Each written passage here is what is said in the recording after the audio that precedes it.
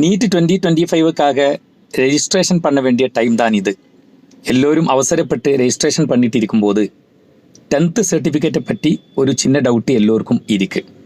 அதாவது 10th சர்டிஃபிகேட்டோட டீட்டெயில்ஸும் upload பண்ணணும், அதே மாதிரி மார்க் லிஸ்ட்டும் அப்லோட் பண்ணணும். நம்மளை பொறுத்த வரைக்கும் நமக்கு சர்டிஃபிகேட்ஸும் தான் செப்பரேட் யாருமே கொடுத்தது கிடையாது, மார்க் லிஸ்ட் மட்டும் தான் இருக்குது. என்னோட அன்புக்குரிய பெற்றோர்களே, அன்பான மாணவர்களே, நீங்கள் கவலைப்படாதீங்க. 2 இடத்திலும் நீங்கள் ஒரே டாக்குமெண்ட் தான் அப்லோட் பண்ண வேண்டியது.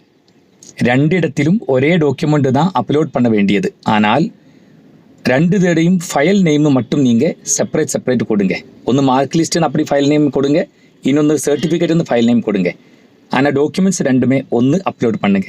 டென்ஷன் ஆகாதீங்க, பொறுமையாக அப்ளிகேஷன் ப்ரொசீஜர்ஸ் எல்லாம் ஃபாலோ பண்ணிக்கோங்க. யாருமே பதற்றமுடன் எதுவும் பண்ணாதீங்க. இனி ஏதாவது டாக்குமெண்ட்ஸில்